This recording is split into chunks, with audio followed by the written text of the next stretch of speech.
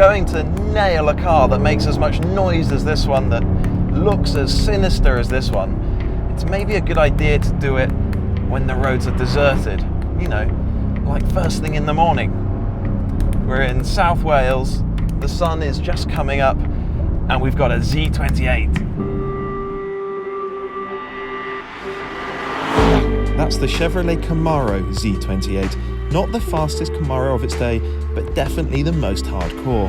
It was first shown at the New York Auto Show in 2013 and was in production for the following 2 years. In total, 1,801 were built. It was never officially sold in the UK, but some, like this one, were imported privately. Right, I'm British, and that means every fibre in my being wants to call this car the Z28, but I will try Z28. But there's no question about this.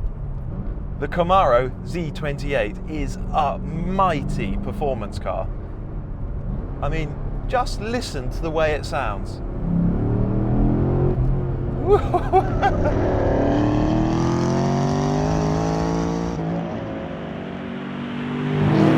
The engine is a 7-litre normally aspirated LS7 V8. It's borrowed from the earlier Corvette Z06. It makes 505 horsepower and 481 pound-foot of torque. And it revs to 7,000 RPM. 7,000, that's so high for such a big capacity V8 engine. It's incredible. It's such an antidote, this engine, to all the downsized turbocharged engines that we get nowadays with their flat, blaring, tuneless soundtracks. This thing is mighty. It's so strong, so much power and torque, really sharp throttle response as you'd expect. When you're way down in the lower reaches of the rev range, particularly if you're in a higher gear, it takes a moment for it to come to life. There seems to be so much inertia to the engine, but the moment you're through 3,500 RPM, something like that, it just goes. And then it just pulls and hauls and rows towards the red line. Yeah, it's wonderful. This Z28 is really quick in an urgent, sort of unrelenting kind of way. But the ratios are long, so you feel the engine working through each ratio, which is just lovely. It doesn't just explode through a short ratio and then bang, you're into the next gear, and then the next gear. You really work it through the gears. It's a brilliant engine, and to have it mated to this really sweet 6-speed manual gearbox, it's just perfect.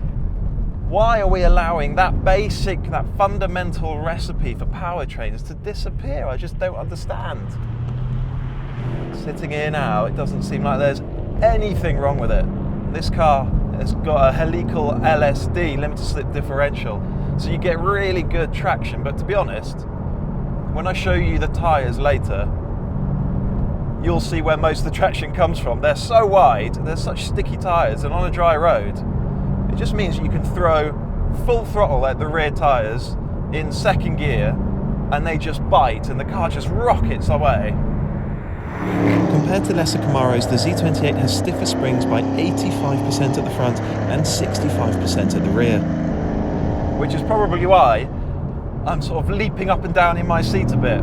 This thing is firm. It's really stiffly sprung. I remember the first time I drove one of these Camaro Z28s a few years ago, I thought it was the most terrifying car I'd ever come across. It felt unbelievably firm, crashy and bouncy and skipping about all over the place. It tram-lined everywhere. It was really hard work.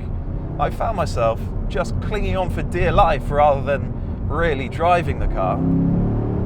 This one though, this is a revelation. It feels completely different. Maybe it's the roads I'm driving it on, maybe it's something to do with the tyres, maybe it's tyre pressures or something like that, but it's so much more civilised, so much more drivable, this car. It does feel big though. The other side of the car is way over there, I can't reach the door, and then you look over your shoulder and you see how much car there is behind you. It's a big old thing, it really does feel it. And the other thing that stops it feeling just like any day-to-day car when you're just pootling slowly around town is the ride quality. So at low speeds, the ride is firm. It's really tough. Once you get up to motorway speeds, it really does smooth out actually. And then on a more open, flowing road like this one, the suspension comes into its own, and it really does. It's like flicking a switch. It just starts working beautifully. So it means the car deals with bumps. It means the body is composed. It's really impressive actually that they can make something this tough, this firmly sprung, deal with a bumpy road. Maybe the most surprising thing actually about this car, and you'll see why when I show you the front tyres a little bit later on, is that it doesn't just hunt out tram lines. It doesn't just drag itself across the width of the road. When you look at the front tyres, you expect it to just be wandering about all over the place, and you anticipate having to fight with the steering wheel just to keep it in a straight line. Honestly, I don't know what you would have to do to make this thing understeer on the road. The front end just seems to have infinite grip. I think if you start feeling it push on and run out of front end grip, you must be driving like a total madman. And that all means that this thing has got so much point-to-point pace. You fling it along a road and it just sticks. The steering is a little bit of a weak point. It's an electric steering system, and you really feel that it's not a really nicely connected hydraulic system, because there's that unpleasant springiness that you get with EPAS systems, and it's actually really accurate, and you position the car exactly where you want to, but you realise that there's actually just no feel whatsoever. You're really not aware of how much grip there is at the front axle, apart from the fact that it never seems to let go. So you just blindly lean on the front end, you have faith in it, and just hope that it doesn't let you down. The Z28 is at home on a racetrack. There, it'll embarrass far more exotic cars costing a lot more money. This thing definitely wasn't designed for bumpy Welsh hillside roads, but it actually works, and it works really well. You can drive it like a total hooligan. You can take your brain out and just fling it at the horizon, and it's so fast and so competent. But to tell the truth, I'm beginning to feel like I've had enough of those kind of cars where you have to go at full attack 10/10 just to make them feel alive. Crucially, this isn't one of those cars, because when you're just driving along, stroking it along at 5, 6, 7/10, it's still so exciting. It's got that incredible engine. It just feels so alive, this car. It's so connected. It feels so different to anything that I would normally find myself driving over here in the UK. It's such an event, and it's so exciting all the time, and I really love that about this car.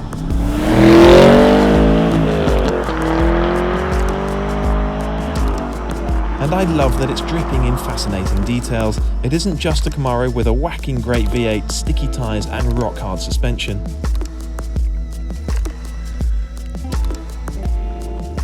Although it has got all of those things, it's also got this really prominent aero kit. At the front, you cannot miss that enormous front splitter.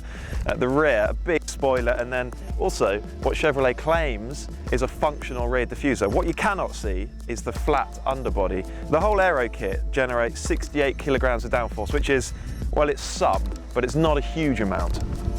The track car makeover also included a reduction in weight. Lots of sound deadening material was ripped out, there's no carpet in the boot, the rear window is thinner, the battery is lighter, and there's no aircon and only one speaker, although you could spec the AC back in and have a full hi-fi as well. As a result of those extensive weight-saving measures, the Z28 weighs only 1,730 kilograms. So, you know, let's not pretend this is a lightweight car. Nonetheless, it'll still hit 60 miles an hour in 4 seconds. Top speed is 175 miles per hour. The Nürburgring time was a 7:37, which is really fast for something this big and heavy. But maybe the most hilarious thing about this car is the size of the tyres. They're massive. At the rear, you've got a 305 section tyre. That's enormous. And then at the front, you've got exactly the same width tyres. They're massive. Come and have a look. So here you can see exactly how wide these tyres are. They are massive. They're 3 of my hand's width. That's just enormous. When you look at these, you think this car's going to tramline like a pig on the road. It does a tiny bit, but nothing like as much as you'd expect from looking at that tyre. Here you go. Look, you can see the gorgeous carbon ceramic discs as well. The standard fit tyres were hyper-aggressive Pirelli Trofeo Rs. But because this car lives in the UK where the weather is terrible, the Pirellis have been replaced with Michelin Cup 2s. They don't generate quite as much dry grip, but they're far better in the wet. There's so much more about this car that we need to cover. The engine, for instance, has a dry sump, plus titanium conrods and valves to help it rev to 7,000 RPM. The suspension uses spool valve dampers.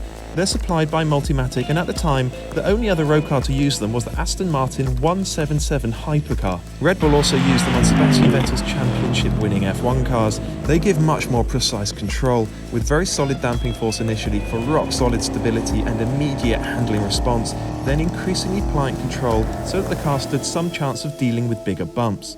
The wheels are supplied by Alcoa. During the car's development, GM's engineers found the Pirelli tyres were so grippy they were actually rotating around the rims. GM therefore asked Alcoa to media blast the rims so that they'd have an abrasive edge that would grip the tyre in position.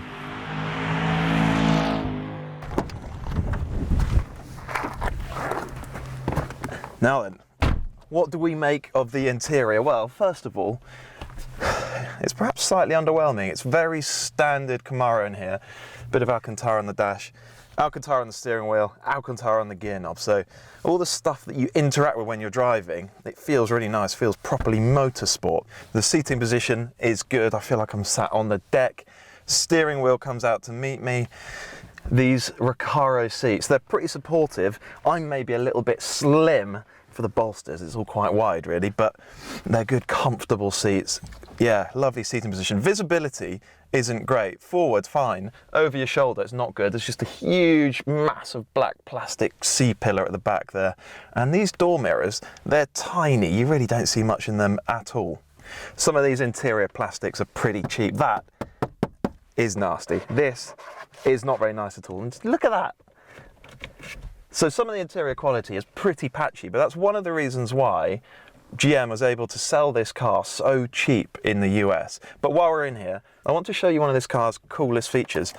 It's the traction and stability control system. It's got a 5-stage stability control system. So you press the button there, press it twice, and then you can cycle through. So it starts with wet, clearly. That's the strictest mode, so you get no wheel spin, no chassis slip at all in that mode, and then you cycle through using these buttons here, and you go into dry, and then into Sport 1, Sport 2, and finally Race. Now apparently, on a circuit, in race mode, this car is quicker around a lap in that setting than with everything off. So that means it's a really sophisticated system. Now it's so easy for a lot of us to look at this car and think, yeah, well, they've just thrown a massive engine at it, given it rock hard suspension and really wide tyres. And maybe they did do all of those things. But you know what? I look at that really clever, really trick traction control system and the Multimatic dampers and think, this is actually a really sophisticated car. On the surface, it's a brute of a thing. But when you start looking at the details, it's a really clever device. Z28 is a famous old Camaro nameplate that has its roots in motorsport, a bit like GT3 for the 911. It was first used in the 60s, Z28 being the option code for an upgrade package that turned the Camaro from a muscle car into a thoroughbred racer. For decades, the Z28 badge was abused and mistreated, but in 2014 with this car, it came back with a vengeance. This car wasn't exactly designed to work on a Welsh hillside road, but even so, it's one of the most memorable cars I've driven all year. Thank you for watching this PistonHeads Rise and Drive video. Please hit the thumbs up if you like this video and let us know what you think of the car in the comments below. Subscribe to the PistonHeads YouTube channel if you haven't already, and remember, check out PistonHeads.com.